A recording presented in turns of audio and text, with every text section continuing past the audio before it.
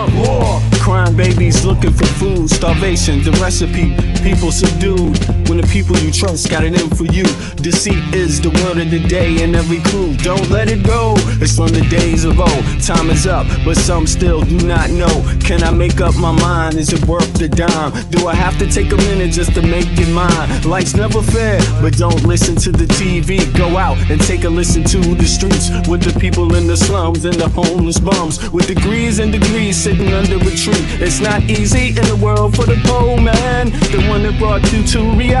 See, they don't want you to know about the black sheep, leaving 7 roads to the 12 families all around the globe with an ancient code. Is it really asking a lot to say a death old? Cause we sitting on the earth looking back at extinct, and I'm standing on some ground that's about to sink. I ain't scared for a minute, I ain't about to blink, but I documented for the world what I see and think. Feel we on the call and I feel we on the break. All Congress gonna do is waste paper and ink. Vote or die, you voted and you'll die. You can have it both ways, can't say it's a lie. You can march all you want, but they playing you wrong. They only understand war, it's the same old song. They want war, all they really want is a war. Diversionary tactic to make the big score. Them diamonds in the morning, you know they want more, but they wanna keep you low, so they manifest the war. War, all they really want is a war. Diversionary tactic to make the big score. Them diamonds in the morning, you know they want more, but they wanna keep you low, so they manifest the war. Like the lotus coming out of the mud with colors, I create envy in those with power but jealous. I unify the poor with my song, the hell with the others.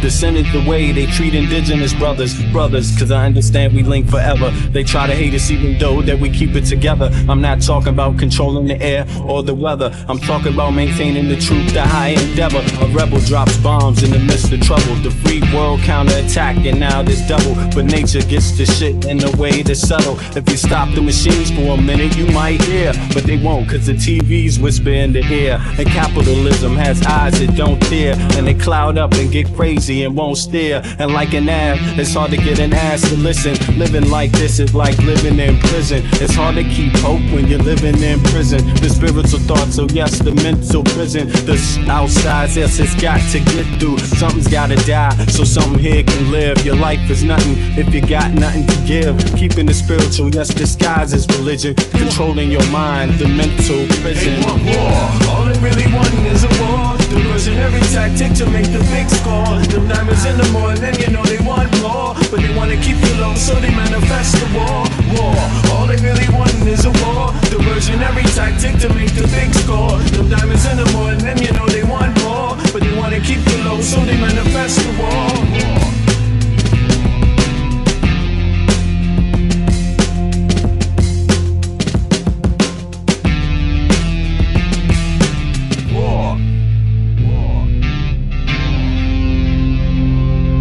All right, we back at it, and the news keeps going on. This is V Media and American living abroad. Yes, my family is from, on both sides, the beginning of the country that today we call USA. And I take great offense to people like Donald Trump, and masking himself in phony heritage, claiming American heritage. He's a third generation American, and he's taken the country so far off course. It resembles nothing like the U.S. I mean, basically, Putin may as well be the president of the United States, essentially, because Trump is doing everything a person like Putin would do or would want to do inside of the U.S., and for example, put the military against the people, right? Instead of protecting the country, no, attack the country. See your countrymen as the enemy, as the ones that have to be put down, essentially, and oppressed. And, so what can I say? I found myself doing this podcast because I see my country falling apart from overseas. I've seen so many wild things. I mean, this president has done so much. First of all, he's attacked Greenland, told the whole world he wants to buy Greenland, which is some bullshit because people ain't going to just let anything happen regardless of the hype. Trump likes to talk hype. Don't believe the hype. I don't know if you noticed, but everything Trump has ever said has turned out to be a lie. So that would be insane just taking him at his word. But still, there's going to be a lot of people, maggots and all, that are going to keep going on, and keep on trying to make excuses for it. And that's how it is. But in any case, this dude has changed the whole dynamic and relationship of NATO. That's something Putin wanted to do. So we're living in those days. I'm I'm a 70s child, so I've seen a lot transpire over those 50 something years. Basically, I've seen a lot transpire. I've seen a lot, and I've been to a lot of places myself. And this is the wildest shit I've ever seen. I never thought in one day that my own country, what people call the most powerful country on earth, would be under attack. But it goddamn is under attack. Don't, just because you haven't heard many people say it's under attack. No, it's under attack. It's just the word itself. What do you do with the word itself? What difference would the word make?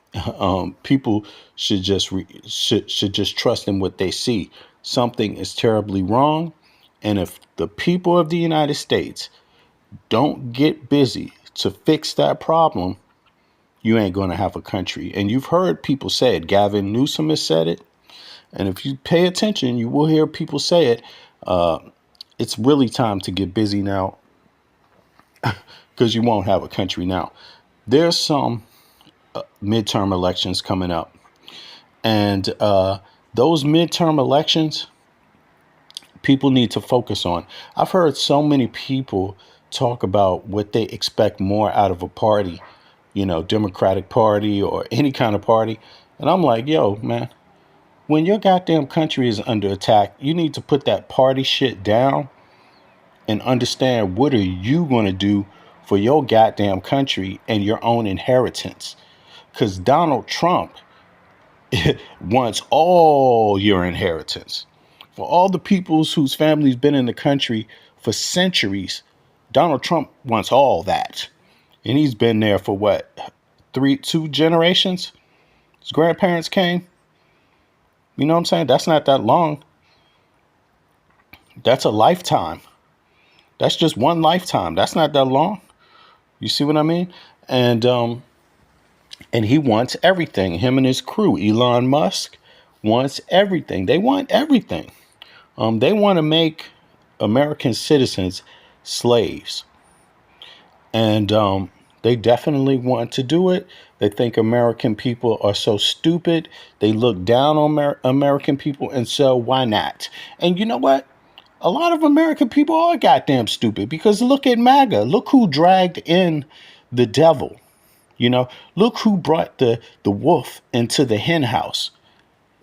Stupid people. Stupid people did. And stupid people get stupid prizes all the time, every day of the week. Stupid people get stupid prizes. And, American people going to have to stop asking what others are going to do, looking towards when your country is under attack. The shit about these parties, Democrat and Republican, that's a side story. That's a side story. Secondly, not to go on too long before we review the news. Secondly, it doesn't matter what party you vote for. If you don't get rid of that corrupt Supreme Court, it won't matter. It won't matter, because the corrupt Supreme Court is what has been stopping justice, reparative justice, not just for one group of people, for all groups of people in the U.S., for all groups of people. Reparative justice for poor white people, reparative justice for poor black people, reparative justice for many people, native people, for all people, for women, reparative justice for women. Reparative justice. And it's that stinking ass, phony ass Supreme Court with a bunch of fake ass men who pretend like they're conservatives, but they're really pedophile and treasonous protectors. These dumbass Supreme Court people, they could have stopped Trump a long time ago, but because they're so stupid and twisted in their head, they just was like, sat there thinking, we don't want to do reparative justice, so we can't let the liberals get power, get too much power, because we don't want reparative justice for women. We don't want reparative justice for poor whites who vote for us every goddamn year faithfully, and we give them nothing. Supreme Court don't want to do reparative justice for poor white folk. They don't want to do reparative justice for minority farmers. Then they wanted to strip away women's right to control their own body when the country was founded on goddamn slavery, the ownership of bodies. All that wrong shit. If you don't do anything about the Supreme Court, you're just waiting around to be for another ride. So this midterm election, people need to stand the hell up. I know it's a long time away, but people need to stand up and understand you can change the country in the midterm election in a way that you can't change it in a presidential election. With a midterm election, you can appoint a president. In a midterm election, yes, you can. You can what do they call it? Impeach presidents. You can impeach a vice president. You can impeach Supreme Court justices. Yes. And you can pick new ones. You see, you could change the rules. You could change the Supreme Court rules and say, hey, this is not going to be lifetime appointees. This is going to have to be verified every 10 years or you're going to have to work for yours. Why? Because the American people pay the bills. And the moment you forget who is in charge of that ship, there's plenty of thieves that's willing to come along and take it. And let me tell you, that ship has been taken for a minute because this country has never had reparative justice for any of those groups that I mentioned. Never. And it's the richest country on earth, and it still hasn't had reparative justice. Meaning, we got loads of homeless people. Those are Americans. We got loads of people who have had the worst part, had the hardest time, had to bear the burden for others in the American dream. Reparative justice. You can have it. But without that Supreme Court being judges that understand what that means, that understands that's a good thing, reparative justice, right? How can you have a Supreme Court that has an administration take cases to it saying that these groups of people, farmers, when we gave out all that money to farmers, we discriminated against many minority farmers? That's not fair because they pay taxes too. They pay federal taxes too. So we have to take that to court, they made a whole bill, actually. What was the name of that bill Biden did? The American Something Act. It was about farmers though, right?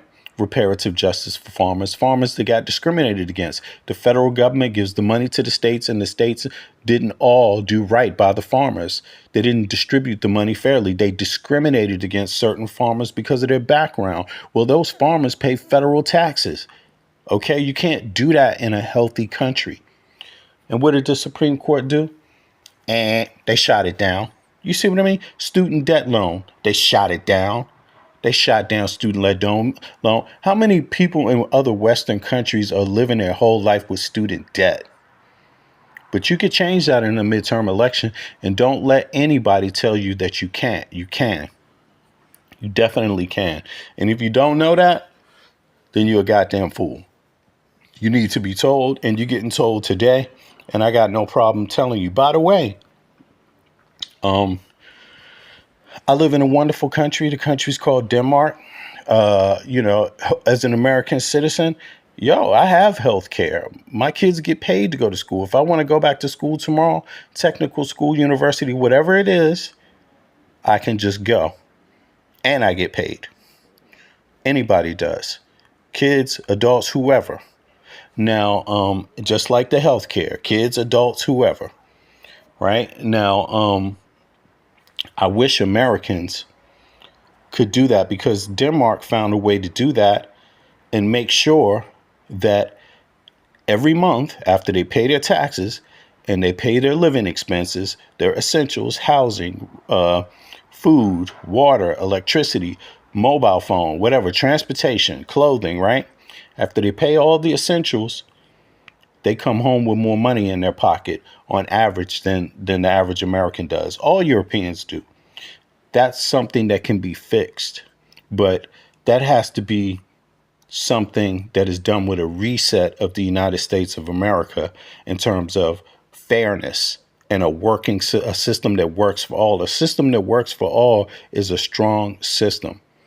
So that's what we could do to show these motherfuckers, excuse my language, Trump, Elon Musk, these people that take for granted the American taxpayer. They take for granted the American taxpayer. They're the ones getting our goddamn tax dollars. Yes, they're building their next dream on our tax dollars. So always remember that as an American citizen. And you people like Trump, you ain't no better than any of the immigrants you're kicking out, because you're only a second, third generation immigrant yourself. How dare you? How dare you? You're nobody. Always remember that. You are nobody. The American dream, the country didn't start 3 generations ago. Period. Okay? That's just yesterday. Okay? I can remember 3 generations back myself. My great grandmother was born on a slave plantation. I know her from my real life. She died when she was 99 years old. Okay, that's not long ago. That's in my lifetime. Okay, the Civil War was not in my lifetime. The War of Independence was not in my lifetime. And that's what Donald Trump is talking about. In her lifetime, Donald Trump's parents came to the United States of America. I mean, you know what I'm saying? You know what I'm saying? Just to put it into perspective. So, but let's get busy. Let's get busy. There's a lot of news. I wanted to follow back up on that second day of Ghislaine Maxwell. I may not play all of it, but we do have some news about it. But I want to start off here. A few interesting things. Let's go here. Hopefully everybody can hear this.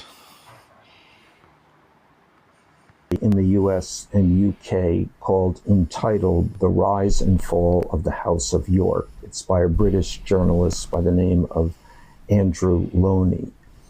And it's about the pathetic life of Prince Andrew, but it is also about his connection to Donald Trump, Jeffrey Epstein, and Melania Trump. And in fact, it contains a passage in which Epstein is quoted, and this is from an interview apparently in 2007, where he says that he had sex with Melania a full year before Donald Trump commenced. And I'm going to let it play again. He was actually with Melania before Trump. Now, I'm not surprised at all. And not that to me, that doesn't mean much. Not only am I not surprised, but it's very, very telling, because these two apparently went after each other's women and shared women all the time. Also, I guess, well, we don't have to say allegedly. I don't know about Trump. I guess you have to say allegedly with Trump, since he hasn't been adjudicated for that. But girls, Jeffrey Epstein girls, there's been girls that have claimed to have, so both of them, right? So that's the allegation, by the way. And because you got to remember, most of these victims, if they were with anybody else, they were also with Epstein largely, right? So in any case, let's play this again. With Melania. In the US and UK called entitled The Rise and Fall of the House of York. It's by a British journalist by the name of Andrew Loney. And Okay, Andrew Loney, see, right? it's about the pathetic life of Prince Andrew, but it is also about Prince Andrew, another person that's been seen at the island taking pictures with Giuffre, I believe, right? his The connection young lady to who committed suicide. Yeah, rest in peace. Donald Trump, Jeffrey Epstein, and Melania Trump. And in fact, it contains a passage in which Epstein is quoted, and this is from an interview apparently in 2007, where he says that he had sex with Melania a full year before Donald Trump commenced his relationship with Melania. Right. So, yeah. So, according to Michael Wolff, you know, that's another revelation, but it fits in perfectly because, come on, these two allegedly were sharing a lot of people, So, it's not shocking to me, and I doubt it's shocking to anybody that's been following the Epstein thing. It's actually, but it's all tragic. It's all tragic. The client that you represent, Maria Farmer, the survivor, she said that Epstein and Ghislaine Maxwell assaulted her and her 15-year-old sister. She tried to warn the FBI in 1996, and they did not do anything about it then. Alex Acosta, he literally jumped in at a time when Epstein was facing federal charges that could have resulted in a life sentence for trafficking underage girls across state lines. This is the root of what we're talking about. We are talking about pedophiles in the United States of America preying on young girls, and the full brunt and weight of the United States government at this point in time, and the strategy seems to be being led by the President of the United States, is shielding the truth. Do I have that right? Unfortunately, I think you do. Maria Farmer went to the federal government, went to the FBI in 1996. And she also went back again, 2006, as did many other survivors. And they told the federal government what was going on with Jeffrey Epstein and Ghislaine Maxwell. I don't know how much Ghislaine Maxwell was involved, but certainly Jeffrey Epstein. And had the government done its job, which they failed to do, nearly. So this was in '96. Yeah, that is, and you know what? It seems like a lot of the victims. There's also supposed the victims are going to have a press conference. If I'm correct, it's in September, right? In the beginning of September. Is it September 3rd? I'm not sure. Let me know, y'all, if anybody knows the date of that. But there's supposed to be a load of victims that are having a press conference. Yeah, on coming soon. It could be in the next few days, right? And that's likely to be a bombshell regarding this. Apparently, they don't like Trump and how he's been lying. The Trump administration, Pam Bondi, Kash Patel, manipulating. And see, these victims know. This gives you some insight into how corrupt Trump's administration is, because they do things and they don't actually care if they're even caught. They don't even care about the victims. How can you claim to be, combating this kind of stuff when you have a very poor record of taking the side of the victim? They have never taken the side of the victims. That is one thing that is 100% sure. They have only taken the side of the perpetrators and attempted to cover it up. 1,000 survivors could have been spared, and also nearly 30 years of trauma could have been prevented. Preying on young girls, and the full brunt and weight of the United States government at this point in time, and the strategy seems to be being led by the President of the United States, is shielding the truth. Do I have that right? Unfortunately, I think you do. Maria Farmer went to the federal government, went to the FBI in 1996. And she also went back again, 2006, as did many other survivors. And they told the federal government what was going on with. So she went back 10 years later. 10 years later, after the first time she went. With Jeffrey Epstein and Ghislaine Maxwell. I don't know how much Ghislaine Maxwell was involved, but certainly Jeffrey Epstein. And had the government done its job, which they failed to do, nearly 1,000 survivors could have been spared, and also nearly 30 years of trauma could have been prevented. It's outrageous. Mary, how big of a deal is it that Alex Acosta is going to sit down with the House Oversight Committee?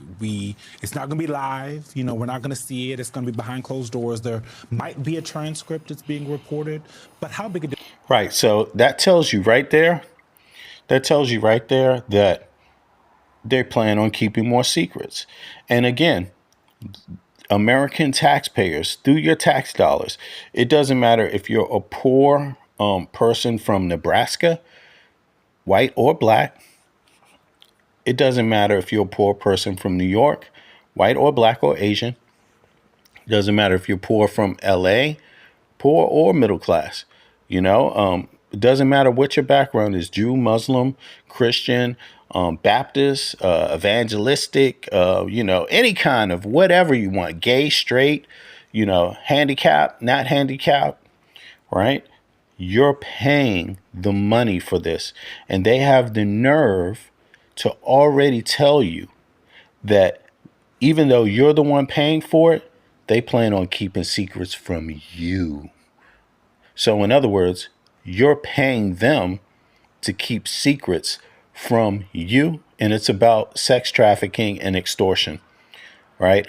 Espionage. Essentially. I mean, this is what they expect American people to accept. This is what they expect. And shows you the disrespect. This shows you that in reality, they look down on American people. That's what's going on right now. How big a deal is it that he's even going to sit down? Well, I think it's sort of a pick what you want. The Republicans want to get something out of this, right? The Democrats want to get something else out of this. He may be motivated, by politics. He may be motivated about trying to explain himself, right? Because the deal he made. His name been out. Yes. Everybody's been talking about it for a few weeks now. A long time. And this is not the first time, right? He's been through various episodes of this. And the deal he made looks really bad right now. And the question is, why did he make it at the time? And I think that's what those inside that room are going to be trying to get at. And I'm not entirely sure why this is all behind closed doors, other than the fact that maybe that's what he agreed to do. Exactly. Because I'm not sure how that's going to give the transparency that is warranted here. I mean, I suppose if it's about privacy for victim names, privacy even for those who might, be named who haven't had a chance to defend themselves. But, if this is supposed to be toward transparency, the behind closed doors is not advancing that. Yeah. Jennifer, we have been frustrated at this table for some time about the way the storylines have evolved on this Epstein matter.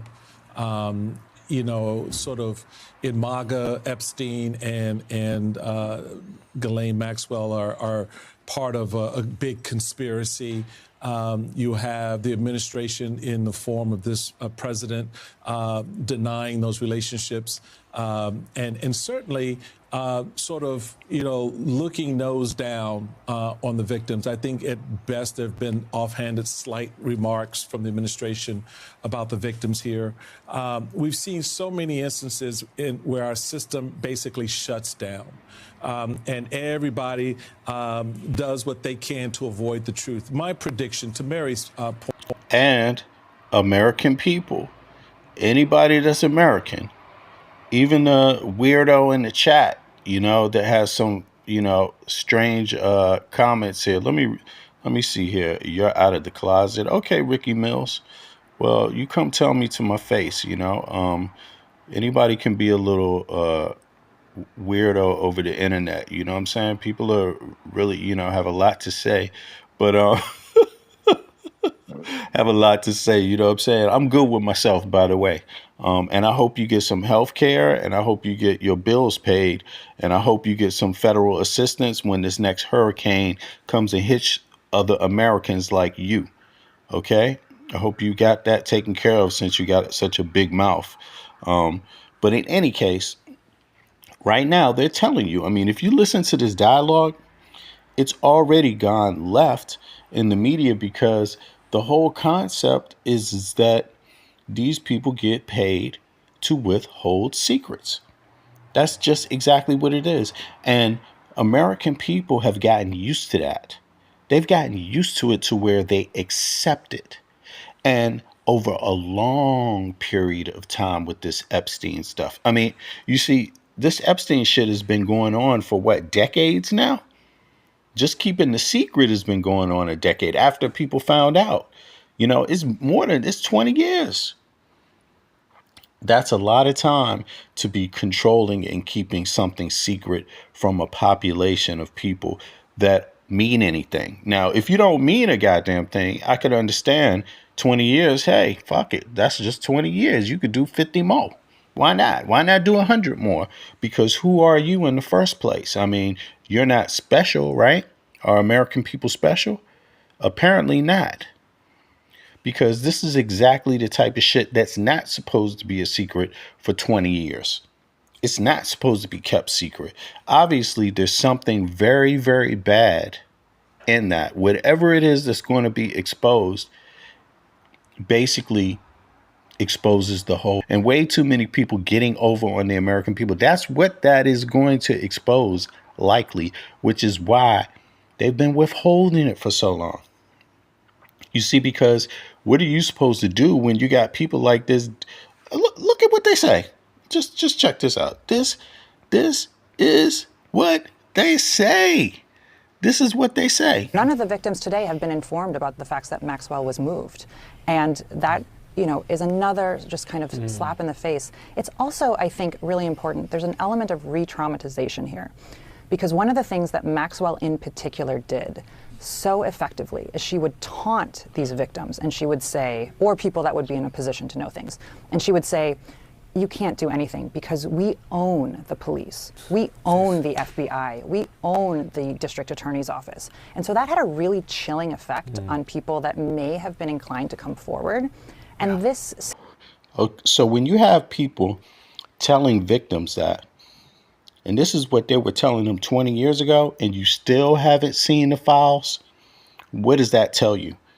You still haven't seen the files after 20 years, and that's what they were telling the victims 20 years ago? Acostas, the man who made the deal, which is who they were discussing about to have a private, whatever they call that, he's called into Congress or whatever, Acostas, right? The guy who made the deal to let Jeffrey Epstein off, to give him a slap on the wrist. This is who they're talking about. And he got a job from Trump. He got a promotion from Trump. Pam Bondi worked in the same DA's office. Listen to this again. They didn't say we own the DA, or they didn't say we own Acostas. They said we own the DA. We own the FBI. We own the police. Think about this. I think none of the victims today have been informed about the facts that Maxwell was moved. And that, is another just kind of slap in the face. It's also, I think, really important. There's an element of re-traumatization here. Because one of the things that Maxwell in particular did so effectively is she would taunt these victims, and she would say, or people that would be in a position to know things, and she would say, you can't do anything because we own the police. We own the FBI. We own the district attorney's office. Right. Pam Bondi was in that district attorney's office too with Acostas. Now, just take those words, separate them from the victim, because of course she was saying that to taunt the victims allegedly, but is it a lie or not? Is it true or not? And that's what everybody else needs to be concerned with. Do you own the DA? Did you own the DA back then? How so? Explain that. Did you own the police? How so? Explain that. Did you own the FBI? How so? Explain that. And as you notice, Todd Blanche or whoever that guy is, he never even asked her, what did you mean in these statements? What did you mean? Obviously, right? So, right now, they're still keeping the secrets. Ghislaine Maxwell is basically about to get a pardon from Trump. You can have no doubt whatsoever. No doubt whatsoever. I mean, they just walking her right up. They just slow walking her right up to the pardon. Trump is going to pardon her. That's going to be one of his last acts because the dude's a sick man. He's sick. They're not expecting him to last to the rest of this year, likely. I'm telling you, that's my view on it. They never were expecting him to last in the first place. You know, he was just a pawn in this whole dynamic. You know, people use Trump. Essentially, Trump is a usable guy because you know what he wants. You see what I mean? So he was easy to use. He was easy to likely extort. And if you look at his relationship with Vladimir Putin, he seems to be, you know, very easy to extort. And I just sent a picture from somebody that wants to be there very badly. He's been very respectful of me and of our country, but not so respectful of others. But I'm going to sign this for him, but I was sent one, and I thought you'd all like to see it. That's a man named Vladimir Putin, who I believe will be coming, depending on what happens. My daddy. Coming, and he may not, depending on what happens. We have a lot of things. He's such a bad man. He may be coming and he may not. You know, this guy is easy. He's easy, you know, and he is every bit of that buffoon, you know, but also worse. You know, he is that guy that will have things done, apparently, right? As it seems, bad stuff happens to the people around him. Bad things happen, not good things. Tell me this. Is it a coincidence that you own 3 casinos? All 3 casinos go bankrupt, and all 3 executive officers from the top executive officers from each of those casinos end up dead in a helicopter crash that Donald Trump was supposed to be on, but then called at the last minute and said, no, you guys meet me over there. Is that a coincidence? You know, bad things happen to this dude, but he is on his last leg for sure. He's on his last leg. Let's hear. But in any case, you get the point, right? You get the point. There's no justice for these girls yet, and American people are still having this entire thing kept a secret from them. This is something big. This is not just about girls. This is about espionage. It's about espionage, or at least that's the only thing that seems to make sense out of this, right? If it's that big of a secret, it has to be something big. You know, it's not just about justice to these girls. Otherwise, you know, they wouldn't keep it this long, you know. But in any case, let's hear some more. And see this administration move this woman, Maxwell, a convicted individual, a pedophile, into a nice cushy prison because they want to couch and massage what she has to say. So Donald Trump, poor little baby Trump, don't look bad. First things they did in the spring of 1933 was to take over the state governments and the policing functions of the state governments like Bavaria, Prussia, and so on and so forth. And right. We were just talking about the brown hats and black hats. What was it, yesterday? It wasn't it yesterday, the stream yesterday, right? The last stream. And we talked about also how Hitler, how he actually read this book called The Protocols of the Elders of Zion and actually took a lot of things from that book. Whether he believed all of it or not, it's a fiction book. It's a book that was, you know, made in Tsarist Russia, that was propaganda that they used to exterminate Jews and other ethnic groups, right? Minority ethnic groups in Russia, right? In the Tsarist period. And Hitler actually read the book, you know, and took a lot of the ideas from it. This is what people say. This is what the experts say, and took a lot of ideas from it. And a lot of the what do you call this? Anti-Semitic propaganda tropes. A lot of them originated from that book, actually. And a lot of people actually think it's a real book, and it's not. It's a fiction piece. It's a piece that was largely, when they steal, what do they call it when they steal stuff? Damn, I'm getting bad with my English. When they steal your material, what is that called? Plagiarism, right? It's been plagiarized from a few different books, different parts, and put into one book, essentially, right? And it was used as propaganda. But in any case, now people are openly talking about this. I mean, what Trump is doing is right out of the Nazi playbook. No question. If on January 6, 2021, Donald Trump had the kind of control of policing in the District of Columbia that he seeks to have in this city and others, how do you think that would have went? It would not have. He would have called in the National Guard But for folks at home, if you remember. Right. So they didn't protect the Capitol. He didn't protect the Capitol in January 6th at all. And he was the damn president. But now he's trying to tell you that he's going to send in the National Guard because he's concerned about the Capitol. How much has the Capitol changed since the last time Trump was in the White House? You see what I mean? Come on. Crime has gone down since then, and he didn't even say anything about it back then. You see? So, yeah, folks, this is really on. And it's really on. And despite what people think, it's only Trump, the president, that has that authority, in Washington, D.C., just like you see it now. A congressional member, Mike Johnson, can't do that. He can't order, or any other congressional member or senator, single senator can order the National Guard in D.C. to do anything. It's actually the president, And so in any case, they didn't do that. People saw a police officer get killed, right? People saw folks storm that Capitol, break buildings, break property, threaten to kill Mike Pence, threaten to kill Nancy Pelosi. And now they expect everyone to pretend like that was peaceful. Right. So that's essentially war grade, military grade gaslighting, military grade disinformation, military grade manipulation. Right. Yeah, that's essentially what that is, and they're very aware that they're using that level of gaslighting on the public.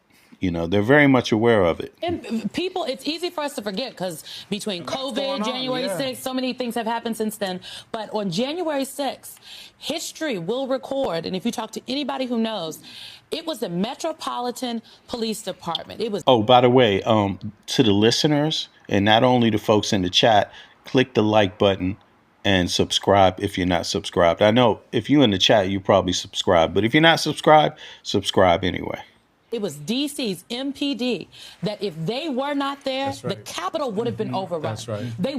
Oh, as a matter of fact, I'm going to put the chat in subscriber mode in 2 seconds. Would have found Nancy Pelosi and Mike Pence. It was the MPD officers who did their duty and held the line until the National Guard could arrive after the president relented. Can't believe he had to be relented and call them in. Hours later. So I do think that that's a really important point. And we aren't going to have to wait, I don't think, until the next election, the next presidential election, to see how Donald Trump is trying to wield that control. He's doing it here now. And I talked to a number of mayors today, and I know Eugene was talking to mayors too. And what the mayors that I spoke to told me, these were mayors who are members of the African American Mayors Association. They said, look at the cities. People keep saying, well, Donald Trump is only targeting Democratic mayors. No, he's only targeting. Yo, New Zealand, what's up? I see you in the house. Bless up. Black mayors, because Detroit is a majority African American city, but the mayor's white. I don't hear Donald Trump talk about Detroit. Yeah. And they went down the line of the other cities that could be targeted that actually have. It's really weird to see a president go through all of these shenanigans just because he knows that his time is up. Like, he's angry. This guy is reacting against the entire country. He's acting out against the entire country. Even people that believe he is doing good for them, he is actually acting out violently against them. Anytime, and these are red states. Red states, they're the first to get hit every year in natural disasters, essentially, right? And or first, if not the first, then the second, right? But then when they had the flooding, he had the nerve to withhold federal dollars. Federal dollars people already paid in from their salaries. These are payroll taxes that this money is collected from, right? The federal budget, largely, right? And he withheld the disaster relief to punish them. That is violence. That's violence. And a lot of the MAGA people in those states, even people that voted, that got killed, were back. A lot of them were MAGA folk too, right? These people have the nerve to still accept that kind of treatment. It's crazy. It's mind control. Crime, crime issues. And so the mayor's made the point to me that this is, one, not about crime.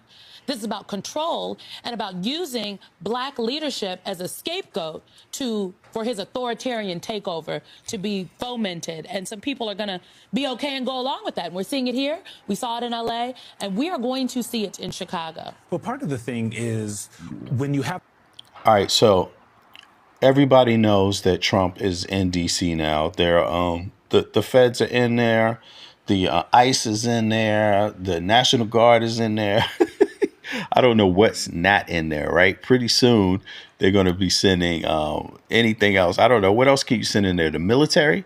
Can you send the military in there? I don't know. But he sent everybody in there, and it's not turning out too good. But on another note, before we go into that, let me see. 2 seconds. I need to pull something up here. I just want to go back into the guest. Okay, one, 2.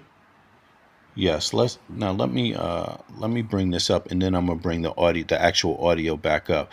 This will be day 2. Now let's see here. Yo, for y'all that didn't hear the last stream, you should go back and hear the last stream. It's called the brown shirts and the black shirts, right? And it's got some good information in it. Y'all should peep that for real. Now, let me see here. Boom. Let's see. You've asked whether Ghislaine Maxwell spoke about it. Now, I'm going to go into day 2 of the Ghislaine Maxwell interview in her prison cell, right? That was just conducted in, what was it, July, the end of July, right? About Elon Musk. The answer is yes. In recent developments, she did. According to documents published on August 24th, 2025, during taped interviews with Deputy Attorney General Todd Blanche, conducted in July 2025, Maxwell stated that she had met Elon Musk on multiple occasions. At a party in the Caribbean hosted for Google co-founder Sergey Brin, likely around 2010 or 2011. Again, at the Vanity Fair Oscars after party in 2014, the same event where they were photographed together. The Daily Beast, Maxwell, also mentioned that she believed there was email correspondence between Musk and Jeffrey Epstein, although she qualified this recollection as coming from legal discovery documents, not her personal memory. The Daily Beast. These statements directly contradict Elon Musk's public denials. In a tweet from July 2020, Musk said, "Don't know Ghislaine at all. She photobombed me once at a Vanity Fair party several years ago." Business Insider, to sum up, Maxwell claims she met Musk in 2010 to 11 at a party and again in 2014. She also referenced email exchanges she recalled from documents.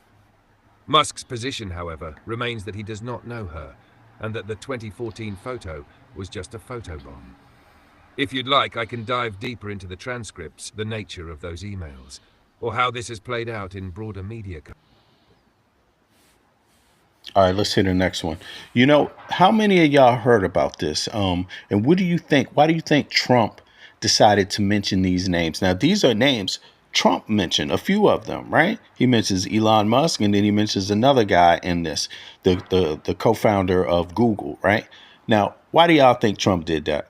Yo, the chat is in subscriber mode, so if you want to get in the chat, just subscribe, and then for those of you that are not subscribers, and then it takes 1 minute, and then you're in the chat.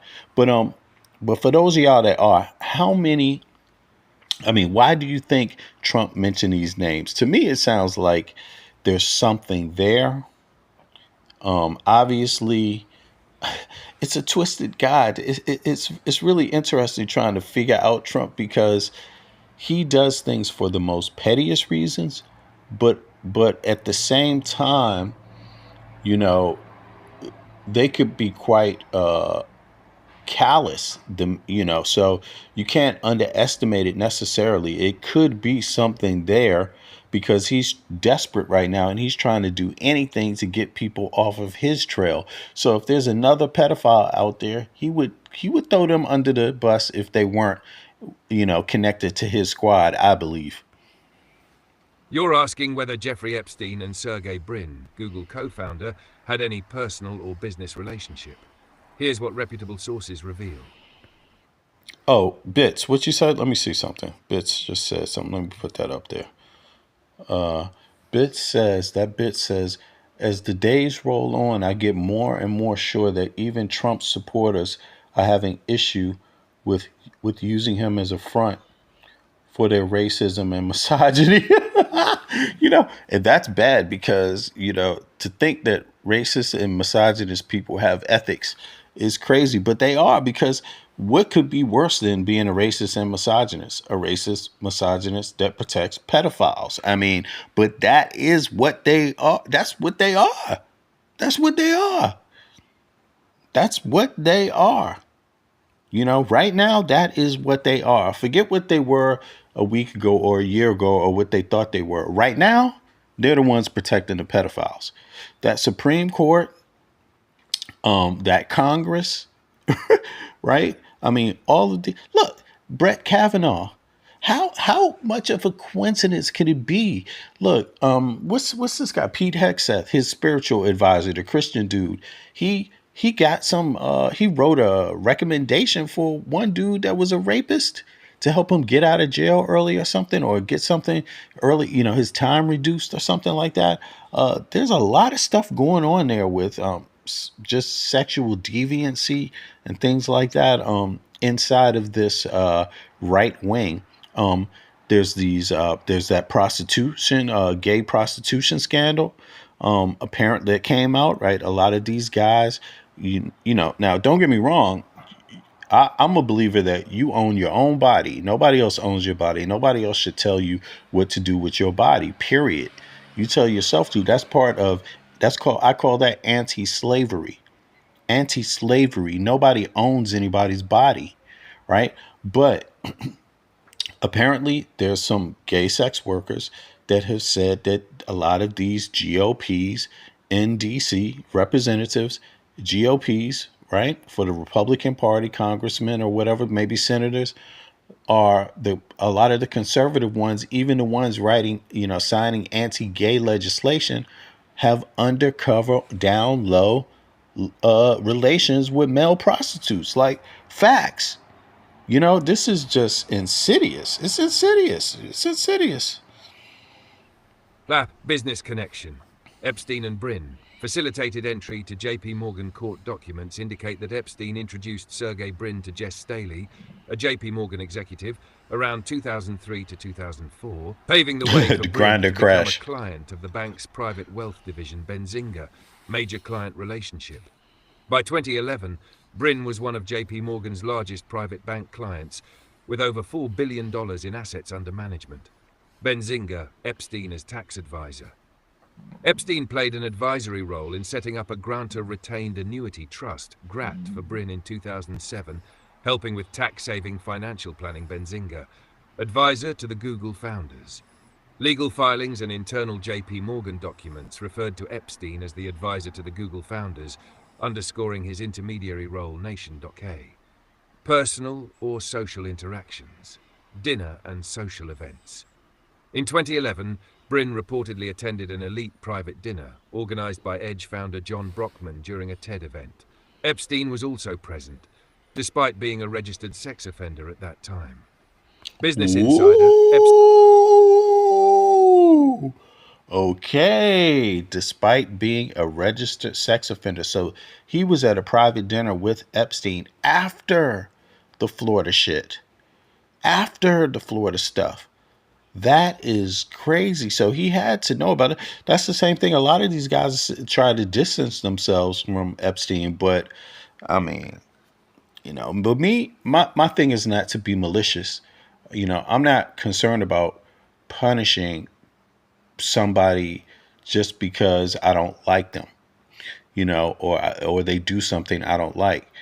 I personally, I feel like there is not only justice that needs to be had for the victims of the sexual crimes, but that the American people are in danger because of the risk of espionage and what blackmail can do to a country. I think a lot of American people haven't put it together. See, if you have, these are 1,000 girls, over 1,000 victims.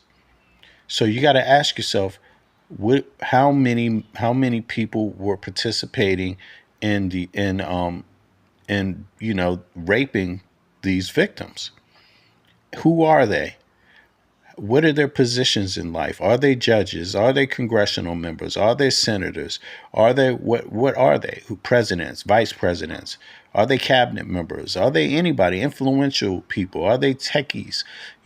Are they Silicon Valley? Are they oil folk? Are they military folk? Whatever the case.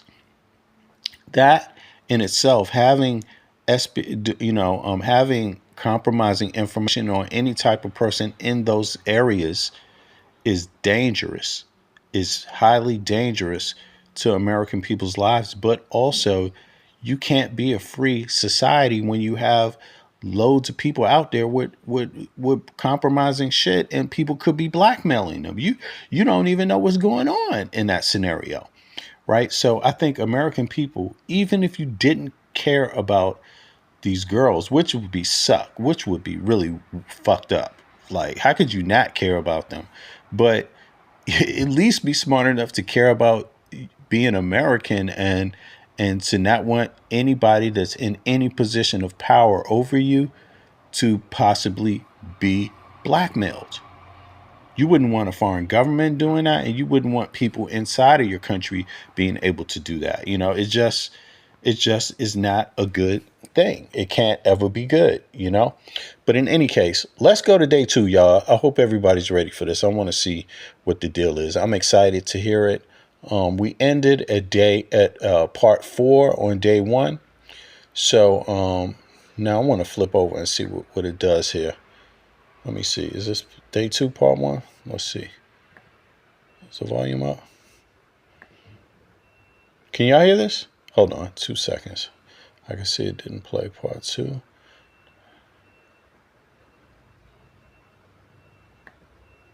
What's going on here? Okay, let me do that over.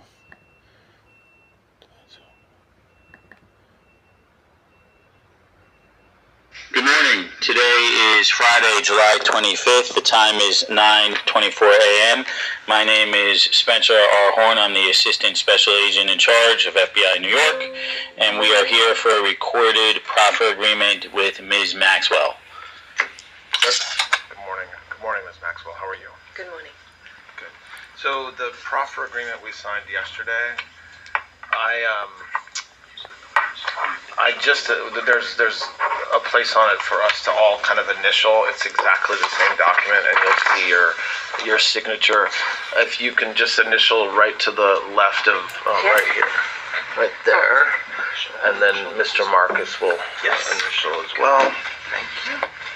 And just to kind of before we get going, I'll just say that exactly the same folks that were here when we met yesterday are here today. So I'm not going to do formal introductions because it's exactly the same group of folks. So we're continuing, Ms. Maxwell, our discussion of yesterday, and the same kind of rules apply. We'll take breaks. If you need to talk to Mr. Marcus or your lawyers, absolutely no problem. Just let me know. I'll try to ask my questions in a coherent manner, but if there's anything that I say that's confusing, definitely interrupt me. I I will. Thank you. So I think the easiest thing to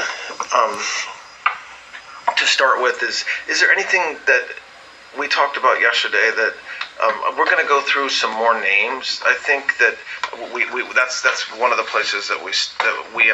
So it sounds like they had the first interview, they took a pause, they evaluated the information they got, and then they arranged to get her to say whatever else they needed to make things, loop the way they wanted to loop.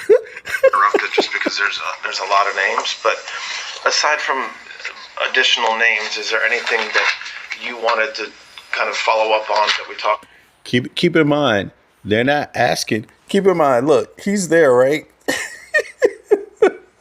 But he's not asking her about this. None of the victims today have been informed about the facts that Maxwell was moved. And that, is another just kind of slap in the face. It's also, I think, really important. There's an element of re-traumatization here. Because one of the things that Maxwell in particular did so effectively is she would taunt these victims, and she would say, or people that would be in a position to know things, and she would say, you can't do anything because we own the police, we own the FBI, we own the district attorney's office. And so that had a really chilling effect on people that may have been inclined to come forward. And this situation's had right. About yesterday or anything that you thought maybe you remember more of or not. So he's not asking her about that, y'all. Some more names did come to me in the night, and I did have just magically some more names came. some additional memories. Just for clarity, I believe I said that I couldn't think of anybody who I may have asked from Mar-a-Lago. Facts, Eric.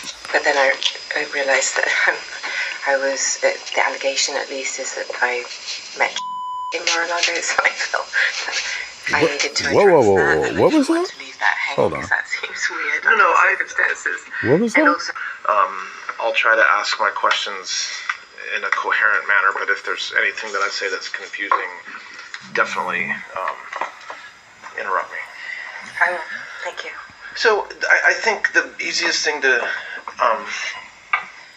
start with is there anything that we talked about yesterday that we're going to go through some more names. I think that that's one of the places that we interrupted just because there's a lot of names. But aside from additional names, is there anything that you wanted to kind of follow up on that we talked about yesterday, or anything that you thought maybe you remember more of or not? Some more names did come to me in the night, and I did have some additional memories, just for clarity. She had some additional memories, just for clarity. What does that mean? I had some additional memories. Oh, just convenient, huh? I believe I said that I couldn't think of anybody who I may have asked from Mar-a-Lago, but then I realized that I was, the allegation at least is that I met. Nah, Eric, he ain't gonna ask her that. None of that, Eric. You're not asking none of what you talk about. In Mar-a-Lago, so I felt that I needed to address that, and I didn't want to leave that hanging because that seems weird under circumstances. And also, but I couldn't remember anyone that maybe. I mean, he didn't ask her anything the fucking American people will want to know. It's like, what the hell? There's a long period of time, so the issue is not that I'm trying to not say, but I just don't. This interview wasn't about what she did. This interview was about clearing people's names and shit. This is Ghislaine Maxwell, Robert. I don't remember. It's day 2 of her interview with what's this? Blanche, Todd Blanche, I believe, right? The number 2 in the DOJ. Anybody that I would have, but it's not impossible that I might have asked someone.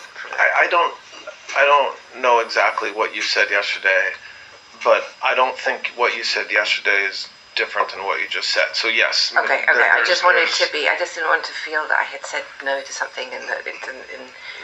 Definitely has said that she was working at Mar-a-Lago, and that you received a treatment from her at some point, and that you recruited her to meet Mr. Epstein. Right. Do you know affirmatively whether that's true or false, or do you just not have a memory either way?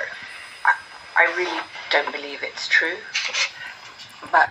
Right, so this is Ghislaine Maxwell, the person who's already been convicted of perjury, right? I believe, isn't it perjury, right? You know, and among other things. They're sitting there trying to get the truth out of her.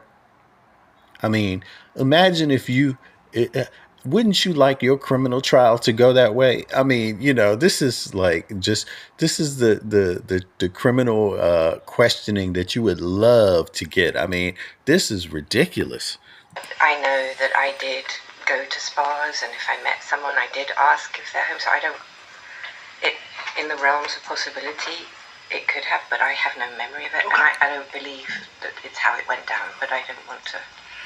Okay. She's trying to say that she never saw anything that wasn't consensual between any of those quote unquote victims in Epstein. So I want to talk about, we talked a little bit yesterday about the financial part of your relationship with Mr. Epstein, kind of being on payroll, for lack of a better word, for many, many years, starting around $25,000 and ending up at around $250,000 per year.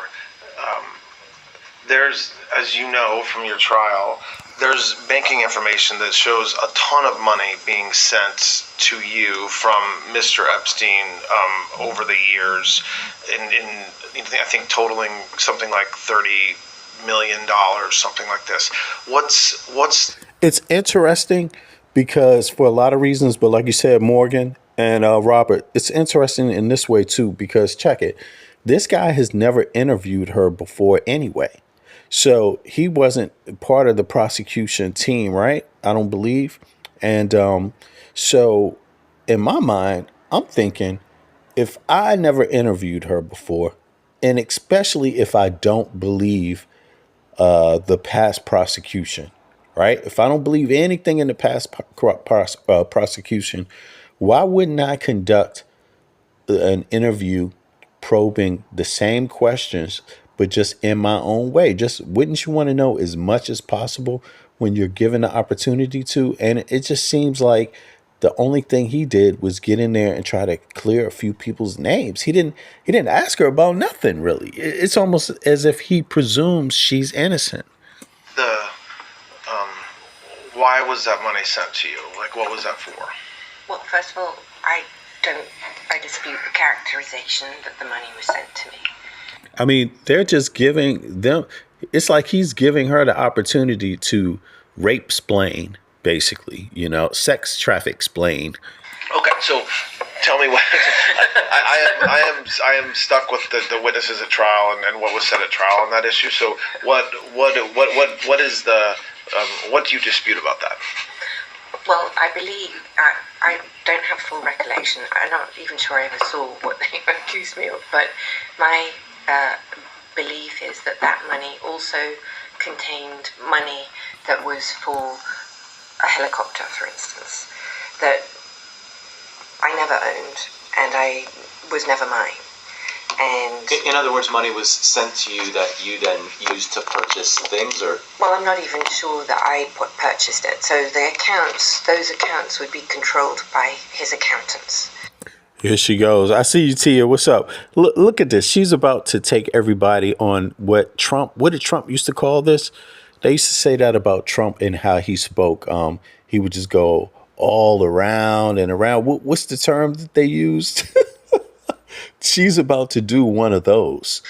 Even accounts in your name. It's called the weave. She's about to hit everybody with the weave. Watch. She's hitting Todd Blanche with the weave right here. You're saying, or one of your entities. Well, I'm not even sure I knew of all the entities. Maybe I did contemporaneously, but I simply wouldn't know today. So if there was an entity, let's say account X, if I really set that up myself, or whether they said we're doing this and the money's coming or whatever, but in no...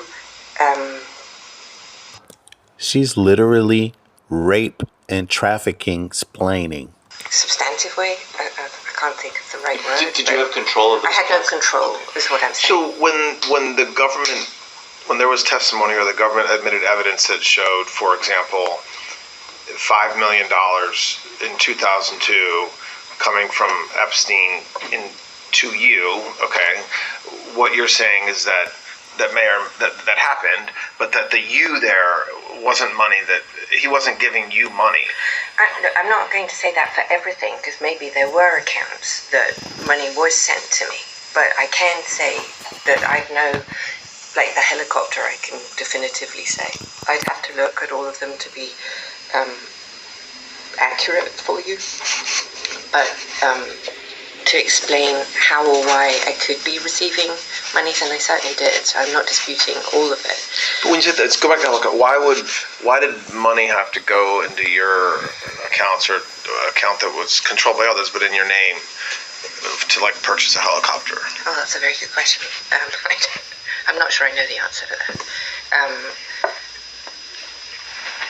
I don't. So let me ask this maybe a different way that gets to the Let's just say she's not very cooperative. issue, right? So the accusation by the government, based upon the evidence they collected, is that Epstein paid you millions and millions of dollars over the years. And the reason why he paid you that is because you were performing an extraordinary service for him by recruiting young women, many of whom were underage, so that he could sexually abuse them. Okay, that's their allegation. Okay. From what you said yesterday and from what I've reviewed about you and Mr. Epstein, he paid for a lot in your life. Your flights, where you stayed with him. I mean, he didn't expect you to reimburse him along the way for food, and so he took care of you for many years. That is true. On top of that, he actually paid you a salary, as we talked about, $25,000 to $250,000. What else did he give you, or what purchase? Like, was there a time when he gave you $1 million or $500,000 as a bonus, or what financial benefit did you receive from him? Besides what we've already talked about, we don't have to talk about what. I got it. Okay. So my goal always was to become independently, financially secure, and work for myself. I've never been one to not work, and in that regard, in other words, she's the victim, y'all. She's the victim. Her whole life was on a wonderful trajectory until these stealing, thieving, lying girls made this shit up about her. Damn you. Her life was ruling. Don't y'all feel sorry for her? Course of my friendship and my working relationship with a sociopath will do this. They will get up there and say this stuff because they can conceive of the trickery in the moment.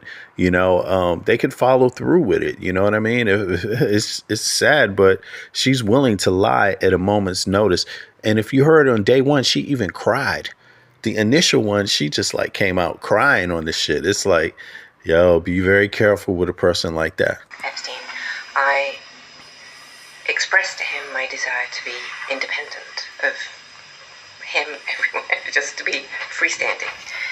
You let a person like this in your life, they're going to fuck your head up, seriously. And with that in mind, I wanted to have my own businesses, or my own money coming in, independent and separate from any salary that I received from him. And I needed that for my self-esteem. I've never been...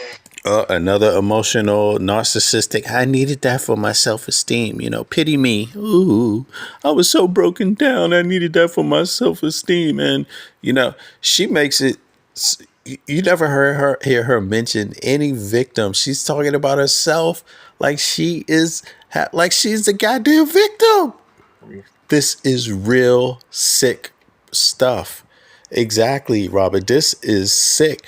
You have to understand, a person like this would get you killed easily. They would get you on an island and then get your ass dead, like flat out. And, and you would be, if you're not careful, there's just people like this out here. And I'm very sure that these girls, obviously they're young girls. If an adult can barely if all adults can't peep game like this, all adults wouldn't be able to pick out that she's sick. Look, maybe 5 or 6 out of 10, but above 6 out of 10, the problem with that is that this type of person only needs one. They're so systemic. They're willing to try more than once. They only need one, because the one that they get their hooks into, they're going to get their hooks into deep, because they are psychotic. They're crazy. They're, sociopaths. They will lie and have you sitting there listening to their asses and have the whole world turned upside down. And now she's the victim. Listen, she is a master at this. This is the art of craziness. Watch this.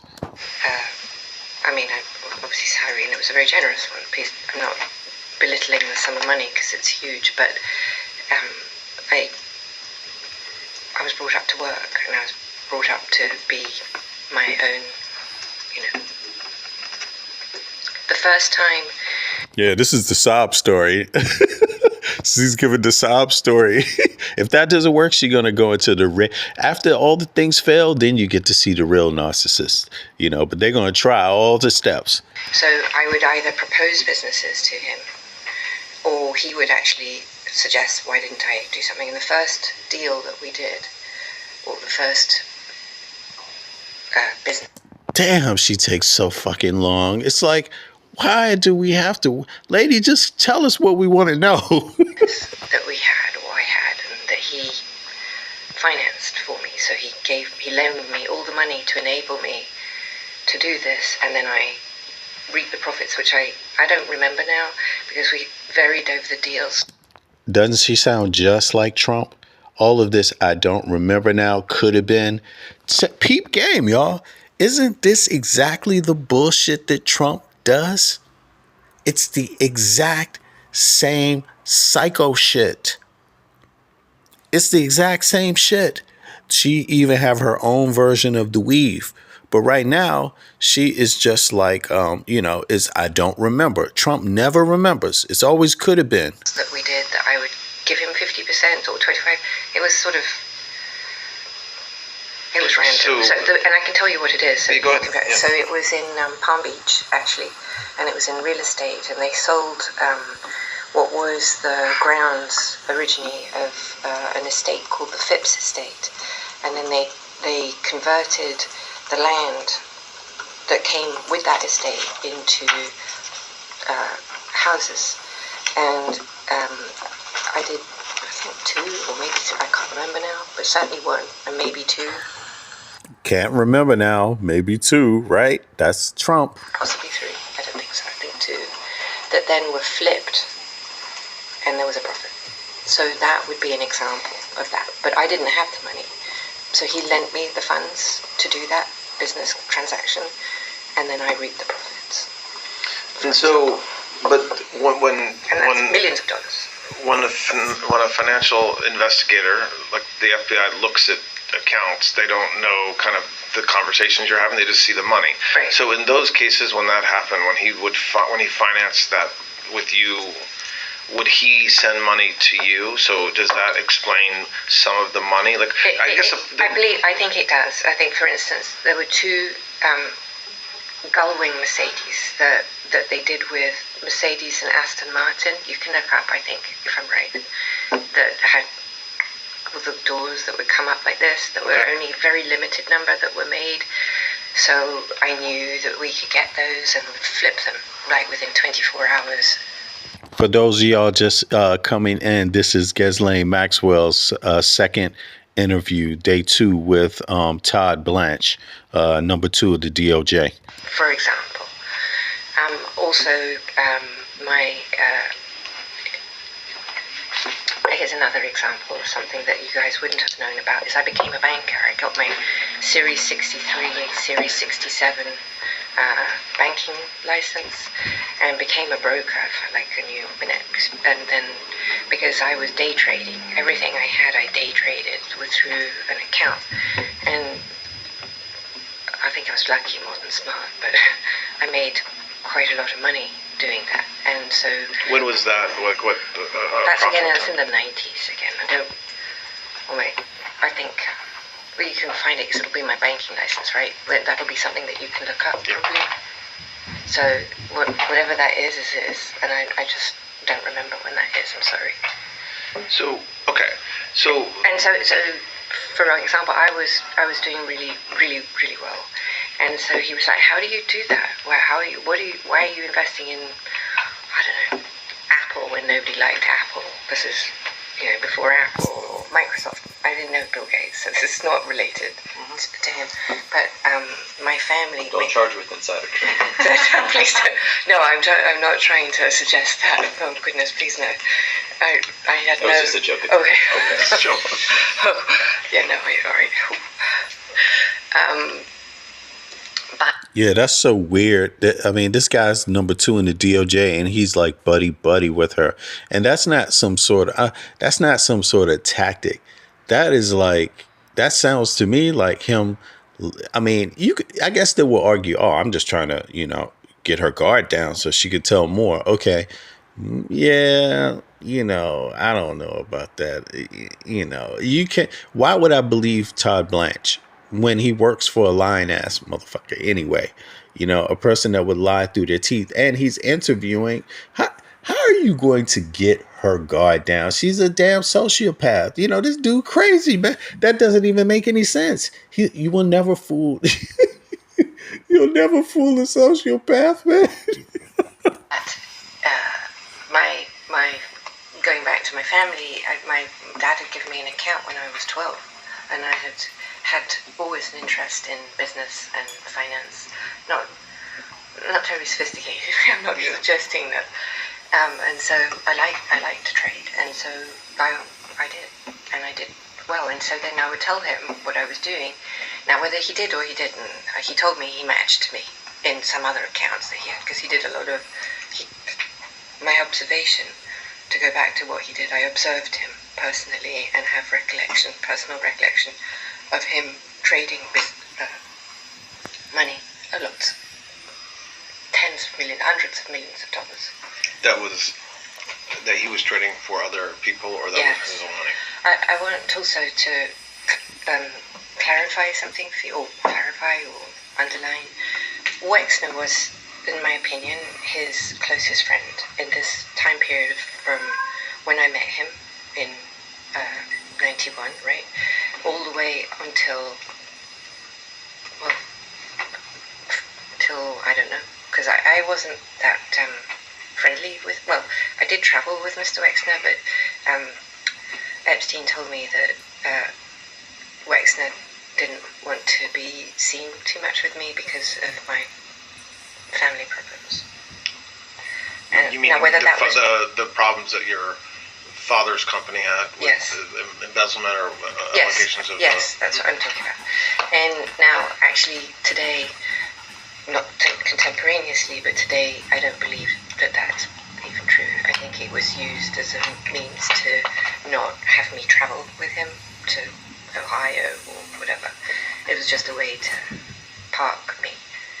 And I believe that now because within the discovery there was a lot of, well, not a lot, but there was some indications that he would actively tell other people to lie to me or conceal things from me, and that he never loved me and I wasn't his type. That's in the discovery somewhere. So the government had evidence that even as late as 2007, he paid you a lot of money. What was that? What was the money? Like several millions and millions of dollars in 2000. Yeah, she sounds like Mary Poppins and shit. Trying to sound all innocent and like, man, but she was a killer. Basically, I mean, she's an abductor. She's going to sweet talk you from 1 second to the next.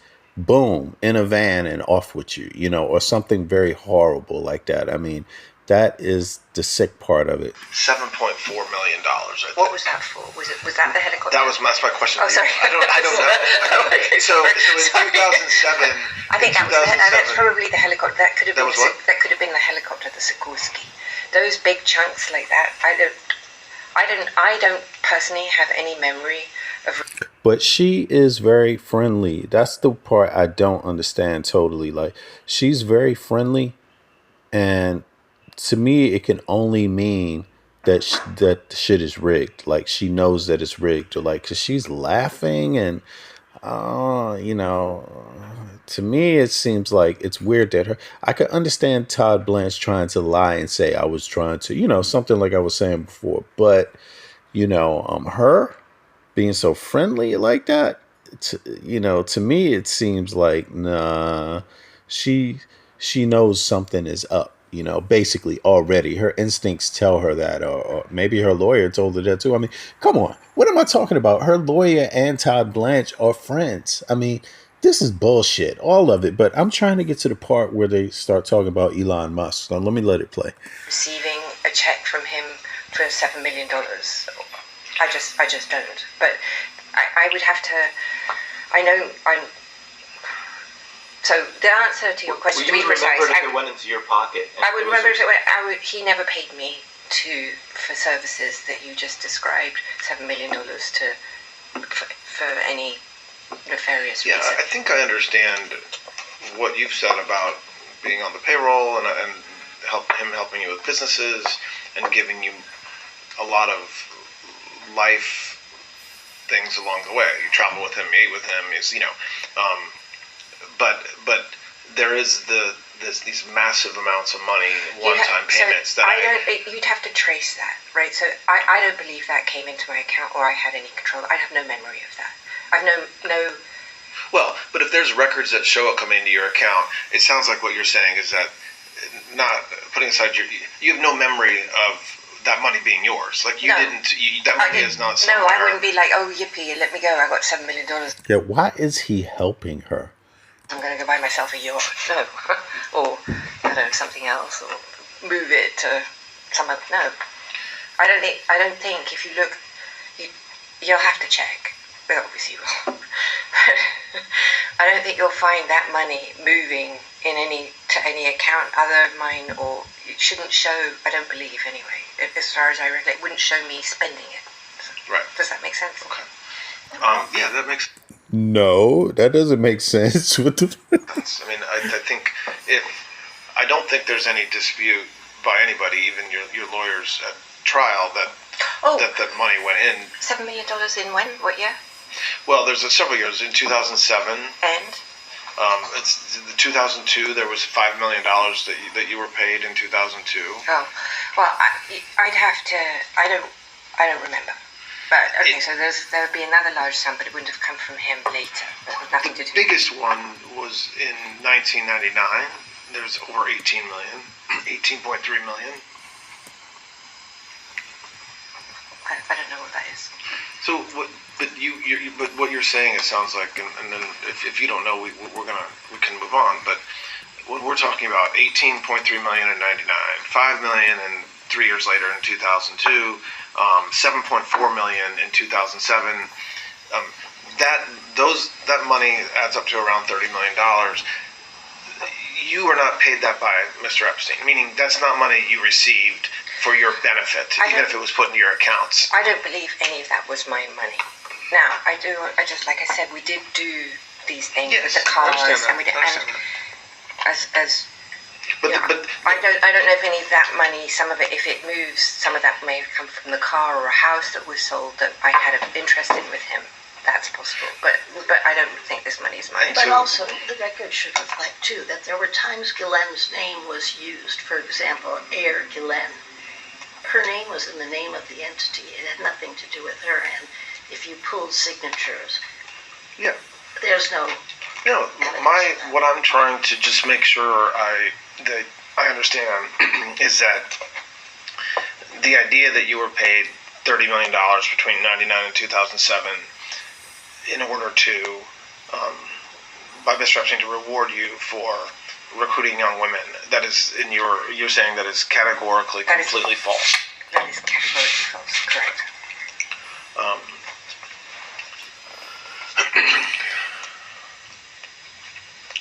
Okay, so I want to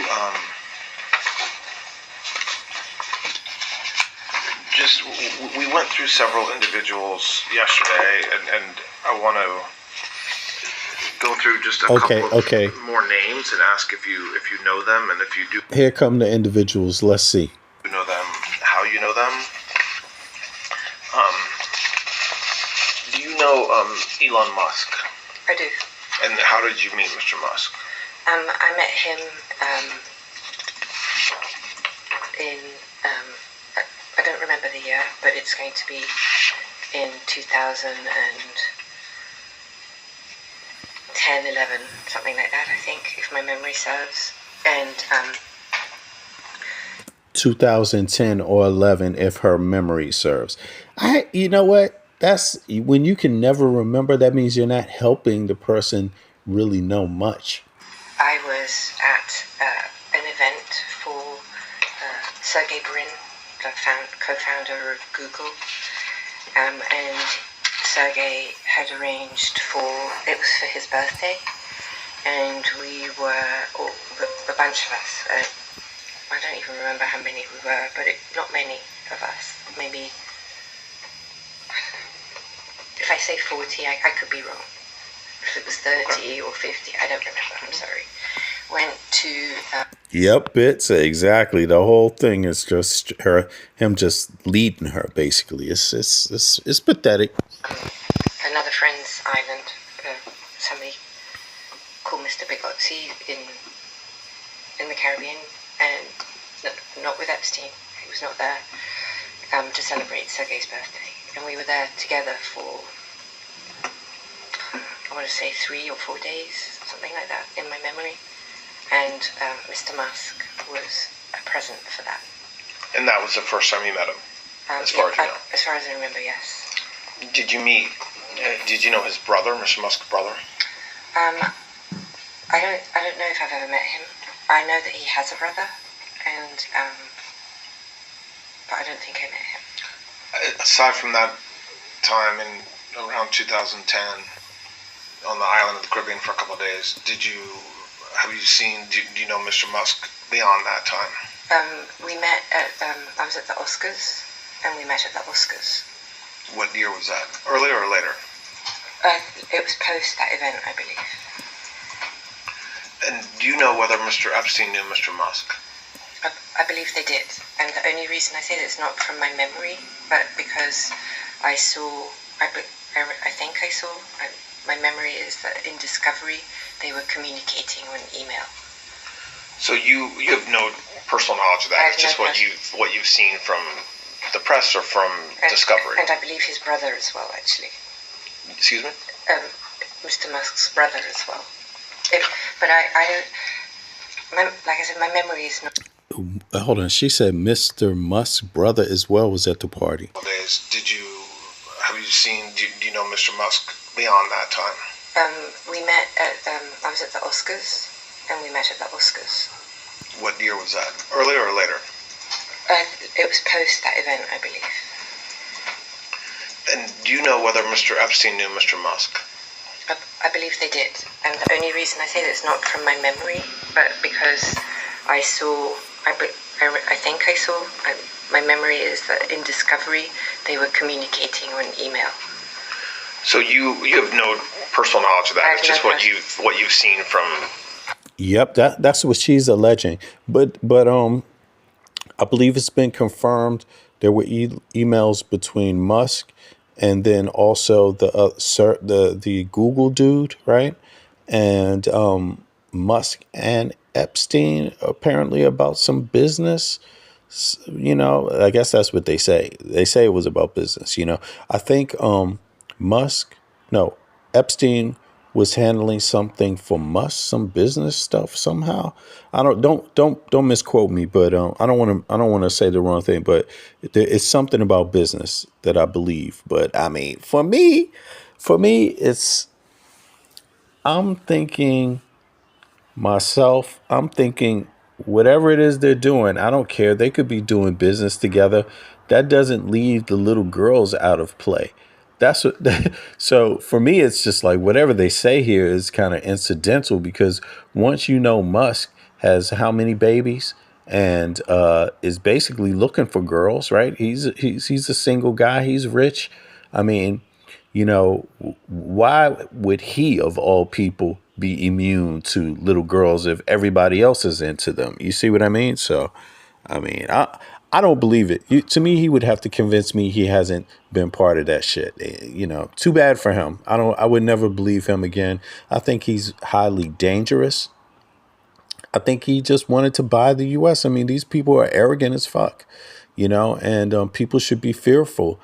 The EU kicked Musk out for similar things. Number one, some bad business practices, but I think also this idea about spreading disinformation was a threat. I think they had some, saw that as a security thing too. And also they're dealing with the same dynamic with Russian propaganda trying to interfere with their elections within the EU. So, yeah, same type of thing. The only thing is the U.S.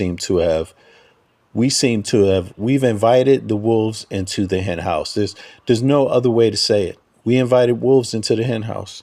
The press are from Discovery. And I believe his brother as well, actually. Excuse me? Mr. Musk's brother as well. But like I said, my memory is not it's not as good as I would like it to be, and I just want to say that.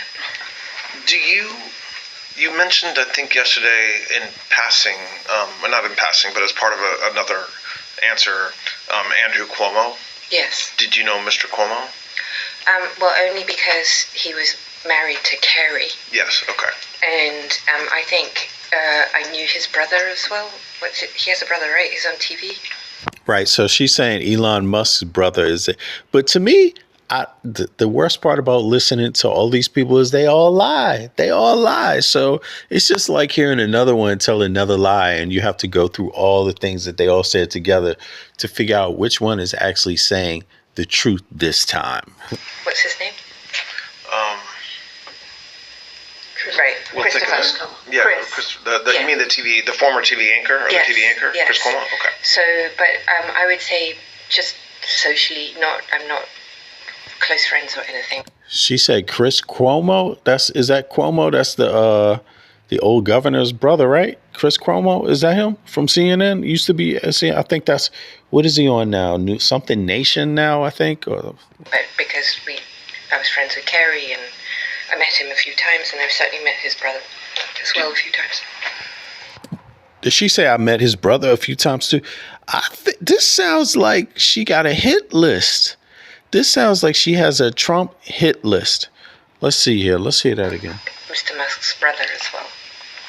But like I said, my memory is not it's not as good as I would like it to be, and I just want to say that.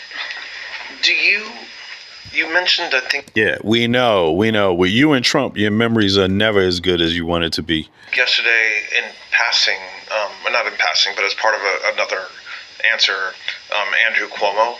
Yes. Did you know Mr. Cuomo? Now, she's talking about him. That's the governor, right? Isn't that the governor? I believe so. Because he was married to Kerry. Yes, okay. And I think I knew his brother as well. He has a brother, right? He's on TV. What's his name? Right, Christopher. Yeah, Chris. You mean the former TV anchor, or yes, the TV anchor, yes. Chris Cuomo? Okay. So, but I would say just socially, I'm not. Right, he's the 56th governor of New York, Andrew Cuomo, and yeah, it sounds like she got a hit list, and that's also New York. Think about that, Donald Trump. That's his state. So this sounds like a hit list. A Trump, like Trump gave her a hit list because, first of all, she qualifies the whole thing by saying, my memory. She keeps saying that my memory, forgive me, but my memory is not that good. But I think, she's going through a whole hit list of, I think my memory is not that good. But Andrew Cuomo, who's next? His friends or anything, but because I was friends with Kerry and I met him a few times, and I've certainly met his brother as well. Not that I'm vouching for Cuomo at all. And the same questions that I asked about Mr. Musk, do you know whether Mr. Epstein knew Andrew. And that's what I mean. I mean, in general, it's not even just this thing about little girls, man. Just this thing about secret lives and buying rape or buying prostitutes, all of this shit while you're a government while you're a civil servant, while you work for the government, while you work for the people, while the taxpayer dollars pay you. I mean, that's what is even more insulting, because you can be blackmailed. Even if you're buying sex, you could be blackmailed for that, let alone little girls. And it seems to be something that a lot of these people think is okay, y'all. And they're doing that on your tax dollars. Seriously, they're spending your money. They're literally spending your blood, sweat, and tears. This is how they do it. Or Chris Cuomo or Miss Kennedy, your friend? I don't think so. And so you don't recall any of those three individuals like flying on Mr. Epstein's plane or visiting him in Palm Beach or at the island? No. Is she talking about Kennedy, the dude that's on Trump's that's in Trump's cabinet? Is she trying to clear his name? Let me hear that again. Yes. The TV anchor? Yes. Chris Cuomo? Okay. So, but I would say just socially, I'm not close friends or anything, but because I was friends with Kerry and I met him a few times, and I've certainly met his brother as well a few times. Oh, is that right, Tia? Okay, I didn't know that. Cuomo tweeted, after the 2020 election, I just signed legislation closing the New York's double jeopardy loophole, authorizing the state to prosecute individuals pardoned by the president. So closing New York. So that means you can't sue people? Is that what that means? No one is above the law. New York will not turn a blind eye to criminality, no matter who seeks to protect them. But was that a good move by Cuomo or a bad move? Was that pro-victim justice or was it against victim justice? And the same questions that I asked about Mr. Musk, do you know whether Mr. Epstein knew Andrew Cuomo or Chris Cuomo or Miss Kennedy, your friend? Okay, that was Miss Kennedy. Sorry about that. I don't think so. And so you don't recall any of those three individuals like flying on Mr. Epstein's plane or visiting him in Palm Beach or at the island? No. I think you mentioned former Secretary of State John Kerry yesterday, but if not, do you know Mr. Kerry or no? I've met him, but I don't know if Mr. Epstein has met him. I met him at only, really, I can't even probably characterize that as a meeting, but I was very, very involved in the ocean at work through you asked me yesterday about Terramar, and if I recall right, I met the Secretary that way through the ocean, but he wouldn't know who I am, I doubt. I don't think. Do you know former Senator Ted Kennedy? Yes.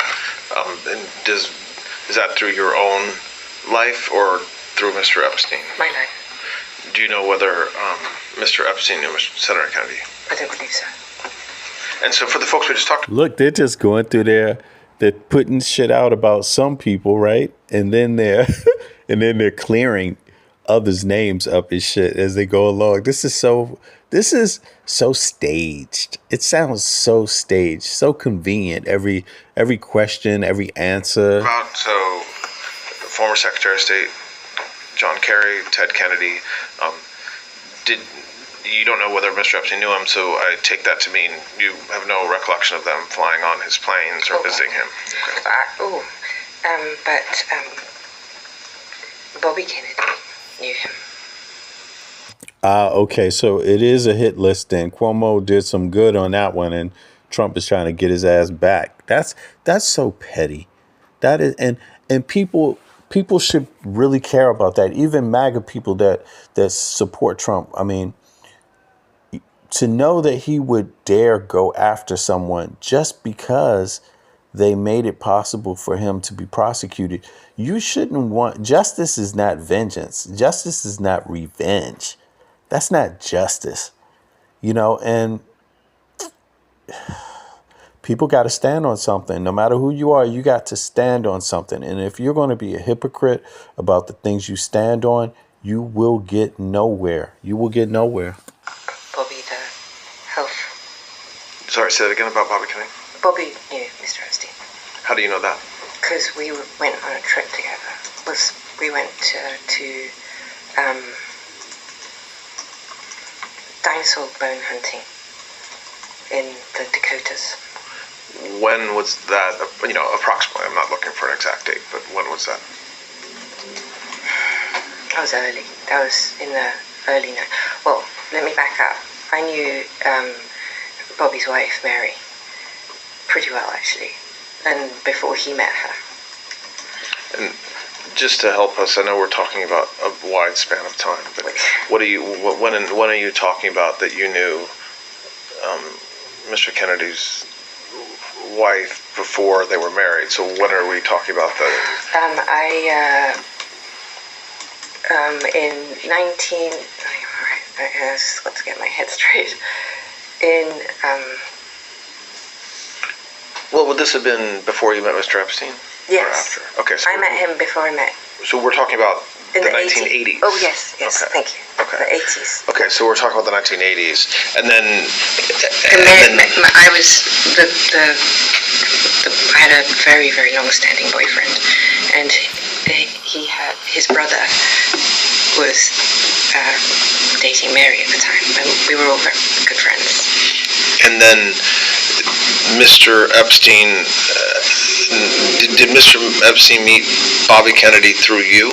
I don't think so, because Mr. Epstein, surprisingly, everyone says everything happened through me. That's just not true.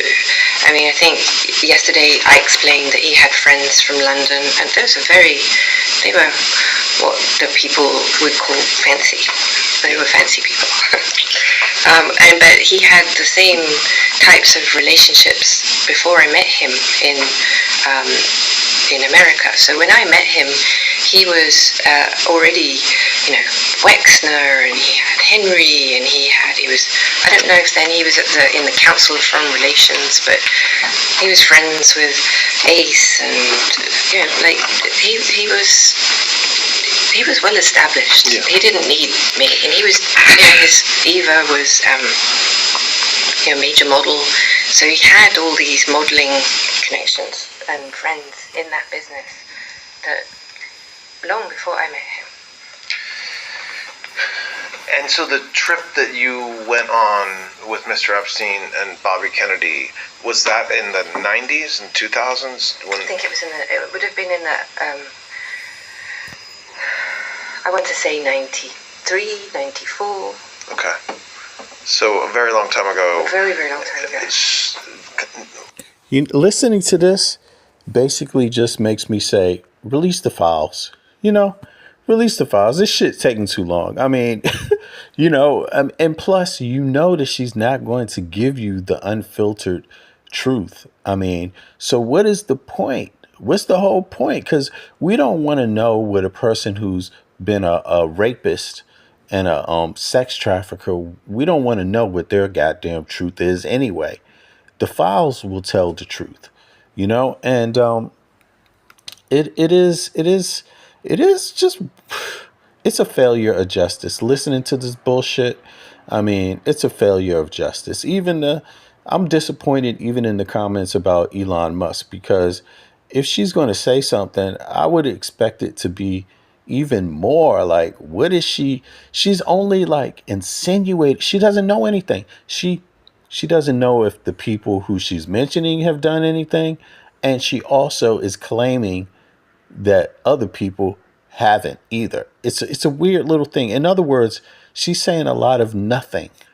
She's saying a whole lot of nothing, and it should be offensive to the American people that we really have representatives and people in our Department of Justice, people in the police force, people that are supposed to be standing up for justice.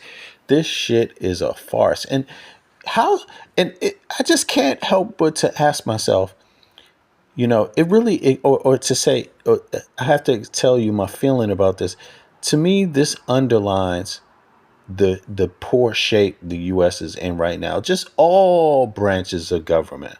All branches of government. Because this guy is a representative. He's a government representative. If you have one weird ass operation going on, we have weird operations going on in every branch of justice, every branch of government, not justice, every branch of government. There's some weird shit going on. And this is just one of the many weird ass things. It's just, oh my goodness. I can't, all I could say is please, people, take care of yourselves. Be good to each other. Be good to each other. Be good to each other. And those of you that are on the side of truth, be good to each other. Be extra good to each other, because these are truly remarkable and insane times. Like, nothing worse than having a government that operates like it's run by preschool kids. Nothing could be more worse. Nothing could be more worse. Everyone just took a downgrade. Everybody took a downgrade. Could you imagine you going to work one day and all of a sudden the person that is the boss is the least experienced, dumbest MFer on earth, suddenly out of the blue, and you have to do everything according to how they want it, and they have no experience? You know how frustrating that is? Well, this is everything about life. The police going to be dumb. The FBI going to be dumb. The military is going to be dumb. It's like nothing is going to function. Everything is meant to dysfunction. I mean, this shit is just, it is really, really, really, really, really, it's really bad. It's really bad. And, I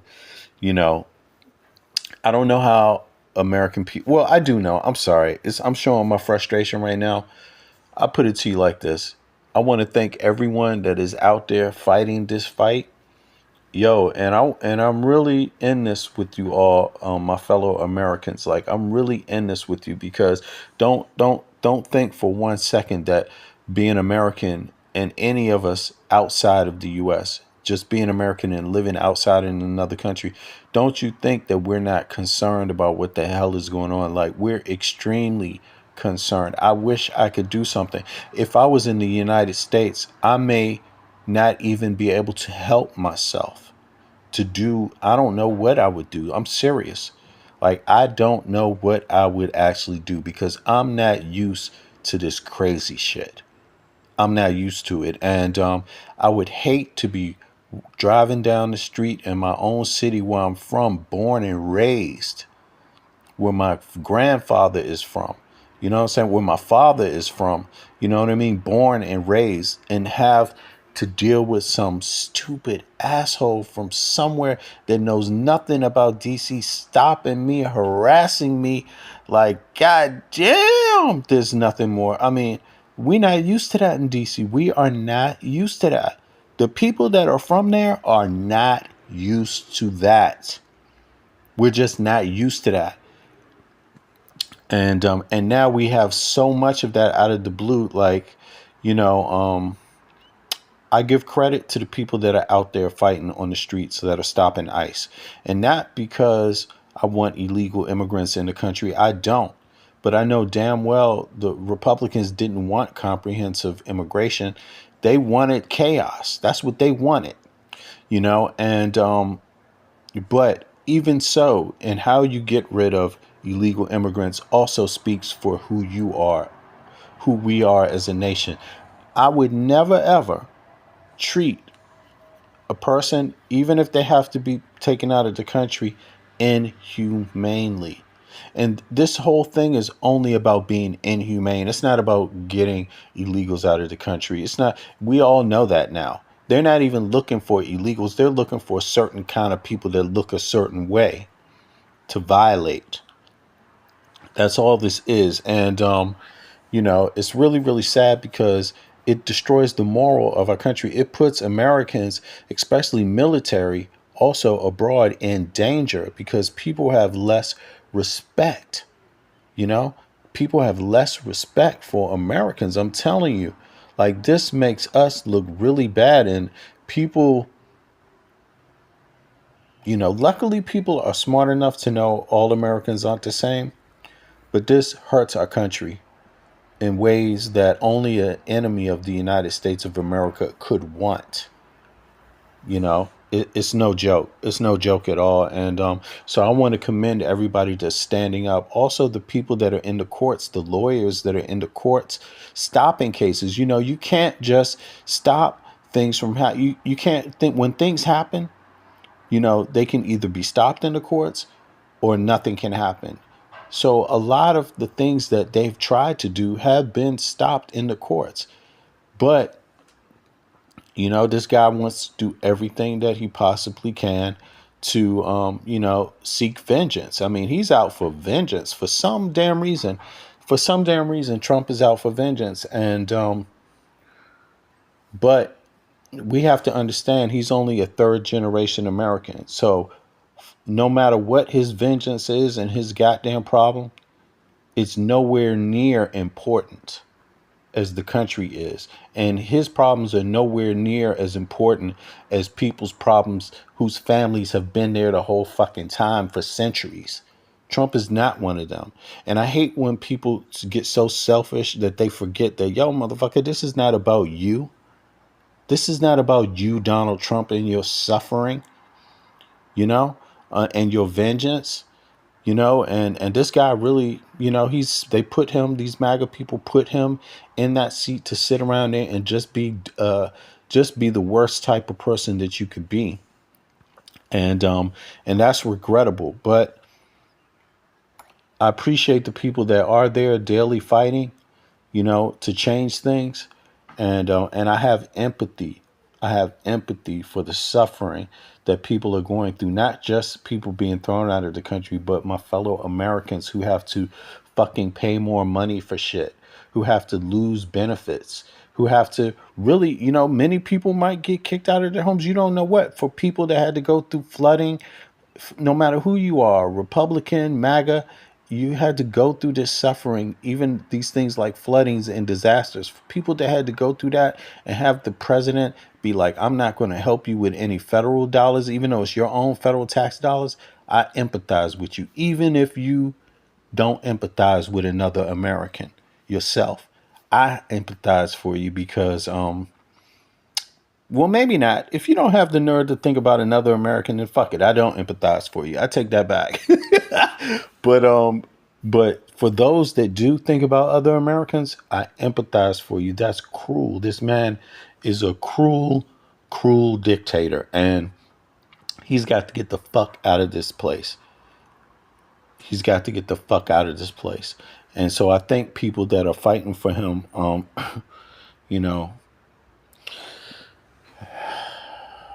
let me read some of these comments and then I'm going to be out. I'm like having a moment because like it is bad times. It's bad times. Okay, let me see here. I guess I was talking too fast. I said MAGA, not a mother. Oh yeah, you said MAGA. Yeah. Okay. Okay. Well, they put the army on the streets, swaths of people about to be sent to the gulags. No question. No question. Absolutely. That is exactly what that is. Yeah, Lo, you're right. Eric says, my cousin worked with the Project 2025 guy at the EPA. He's a dyad in the wool. Fascist scary. Did I read that right? Dyad or die? Is that what you mean? Dyad.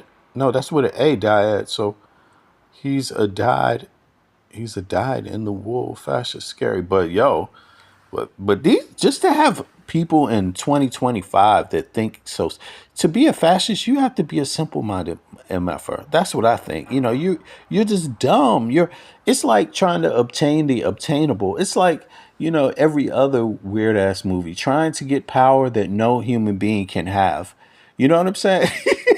The lessons that people have learned throughout history already, these motherfuckers are still trying to learn it. It's just crazy. It's just crazy. This is really dinosaur. Like their mentality is dinosaur.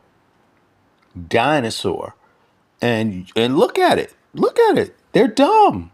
They're dumb. These people are dumb. Oh, dyed like hair. Okay, okay. Yeah. Oh, I don't know what to say, but they are. It's like living in the Twilight Zone. It's like living. Matter of fact, I'm just gonna start comparing. I'm gonna see if we have any weird ass clips like that in the Twilight Zone to compare to Trump and them, because they out their damn minds. They are out their minds. This has been the most kookiest shit ever.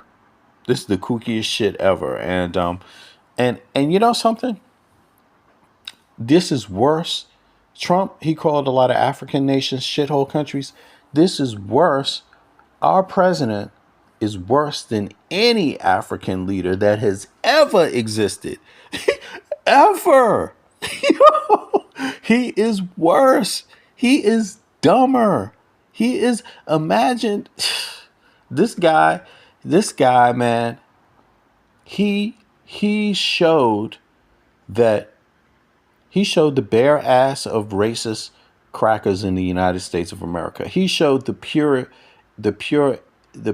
ignorance, just just unabated, unabated poor white American theology. Like, not all poor white Americans, I'm sorry about that, but just a certain type, the bigoted ones. They are simple-minded. They just fucking simple-minded. And they live in another world. They live truly in another universe. And they don't live in a universe with everybody else. They don't. It's just that simple. I mean, the moment you start thinking that the answer for the states that voted for you is to withhold their federal tax dollars, something is fucking really, really wrong with your brain. Something's really wrong with your brain. And yet they justify it over and over and over. And I'm not even talking about the politicians, the MAGA politicians, the damn people.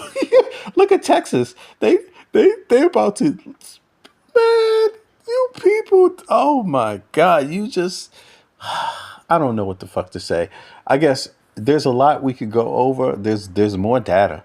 There's more data. I mean, they showed the districts that the black community has in Texas already, barely any. And now they want to wipe the remaining 2 or 3, the remaining 5 out of how many? 5. Black people have the least amount of representation in Texas of any group of people, and they want to totally extinguish it. And this is the same place Trump ain't trying to really, give federal funding to. Man, you people are loyal to a fault, and that is an understatement. Like, you are loyal at your own demise. It's just too much. But it's just too damn much. But I really want to thank people that are fighting the fight, and I empathize with everyday people's lives. I mean, it is a tragic moment, and I know it's not easy to know what to do. Because this guy is a pure lunatic. It's not easy to react to a lunatic. Because they're liable to do almost any damn thing. And yeah, any case, y'all, I'm out. I appreciate everybody. I'm going to catch up with you guys. In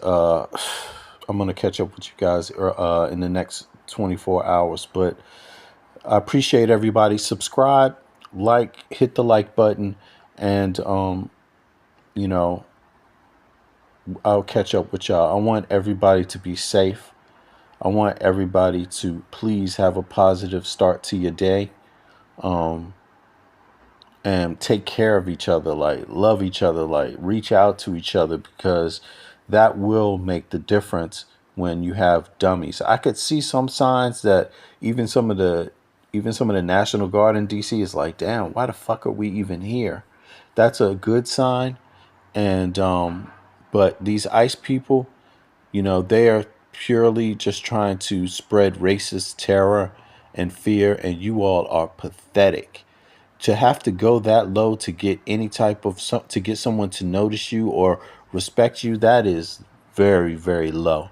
I mean, you all have no souls, you know. So yeah. In any case, I'll catch up with you guys soon.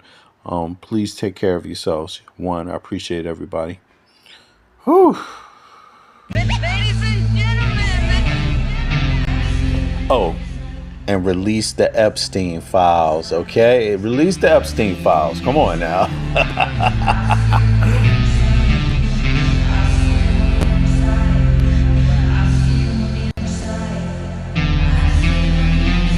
They want war. Crime babies looking for food. Starvation, the recipe. People subdued.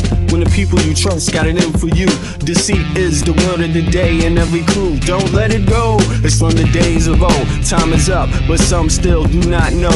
Can I make up my mind? Is it worth the dime? Do I have to take a minute just to make it mine? Life's never fair, but don't listen to the TV. Go out and take a listen to the streets with the people in the slums and the homeless bums with degrees and degrees sitting under a tree.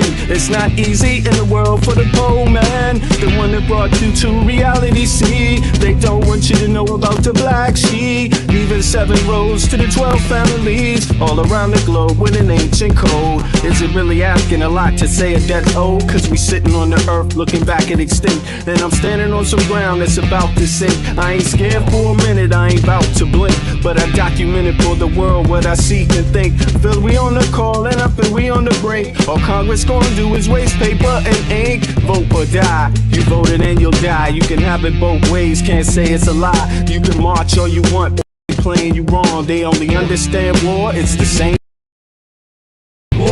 All they really want is a war. Diversionary tactic to make the big score. The diamonds in the morning, then you know they want more, but they wanna keep you low. It's the war. All they really want is every tactic to make the big score. The diamonds in the morning, then you know they want more, but they want to keep it low, so they manifest the war. Like a lotus coming out of the mud with colors, I create envy in those with power but jealous. I unify the poor with my song, the hell with the others. Descended the way they treat indigenous brothers, cause I understand we link forever. They try to hate us even though that we keep it together. I'm not talking about controlling the air or the weather. I'm talking about maintaining the truth, the high endeavor. A rebel drops bombs in the midst of trouble. The free world counterattack and now there's double. But nature gets the shit in the way to settle. If you stop the machines for a minute you might hear, but they won't cause the TV's whisper in the ear. And capitalism has eyes that don't tear, and they cloud up and get crazy and won't stare. And like an ad, it's hard to get an ass to listen. Living like this is like living in prison. It's hard to keep hope when you're living in prison. The spiritual thoughts, so yes, the mental prison. The outside, yes, it's got to get through. Something's gotta die, so something here can live. Your life is nothing if you got nothing to give. Keeping the spiritual, yes, disguised as religion. Controlling your mind, the mental prison. They want war.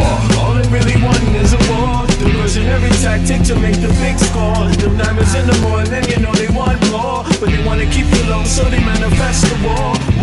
All they really want is a war.